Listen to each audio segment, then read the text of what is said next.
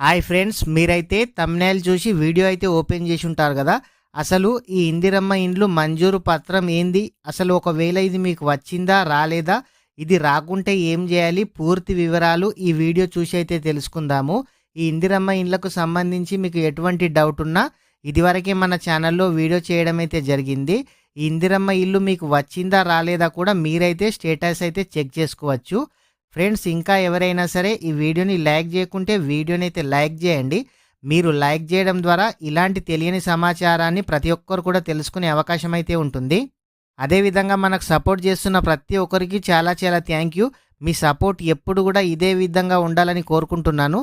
ఇంకా ఎవరైనా సరే మన ఛానల్ని సబ్స్క్రైబ్ చేయకుంటే మన ఛానల్ని అయితే సబ్స్క్రైబ్ చేయండి. మీ ఫ్రెండ్స్ అండ్ ఫ్యామిలీ మెంబర్కి వీడియో షేర్ చేయండి. అయితే ఫ్రెండ్స్, మన తెలంగాణ రాష్ట్రంలో ఈ జనవరి 26వ తేదీ నుంచి ఈ 4 పథకాలైతే ప్రారంభించడం అయితే జరిగింది. అయితే ఈ ఇందిరమ్మ ఇండ్లు మంజూరు పత్రం మీకు ఎగ్జాంపుల్కి ఒక డిస్ట్రిక్ట్ అయితే చూపించడం అయితే జరుగుతుంది. జిల్లా కలెక్టర్ మరియు కార్యనిర్వహణ సంచాలకులు గృహ నిర్మాణ మరియు ఉత్తర్వులు, అంటే ఇప్పుడు ఇది ఎవరైతే మనకు ఇందిరమ్మ ఇల్లు లబ్ధి ఎవరైతే పొందారో వాళ్లకు కలెక్టర్ గారు అయితే ఇస్తున్నారు. అయితే ఇక్కడ చూడండి, శ్రీమతి శ్రీ అని ఉంది కదా.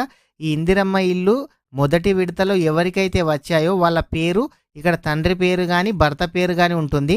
తర్వాత వాళ్ళ ఇంటి నెంబరు, వాళ్ళ గ్రామము, వాళ్ళ మండలైతే ఉంటుంది. ఈ విధంగా ఇందిరమ్మ ఇల్లు మంజూరైన వారికి పత్రాలైతే అందజేయడం అయితే జరిగింది.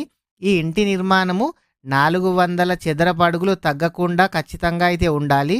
ఆర్సీసీ స్థాయిలో నిర్మించుకోవాలి. ఇతర గదులతో పాటు వంటగది, లెట్రిన్ తప్పనిసరిగా నిర్మించాలి. ఈ ఇందిరమ్మ ఇల్లు ఎవరైనా సరే కట్టుకునే వాళ్ళు మీకు ఇష్టం వచ్చినట్లయితే కట్టుకోవచ్చు. వంటగది, లెట్రిన్ రూమ్ అయితే కంపల్సరీగా ఉండాలి.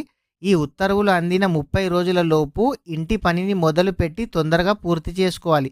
మీకు ఎప్పుడైతే ఈ ఇందిరమ్మ ఇల్లుకు సంబంధించి మీకు శాంక్షన్ అయినప్పుడు మీకు ఈ లెటర్ అయితే ఇస్తారో అప్పటి నుంచి 30 రోజుల లోపు అయితే మీరైతే ఇల్లునైతే స్టార్ట్ చేయాల్సి అయితే ఉంటుంది.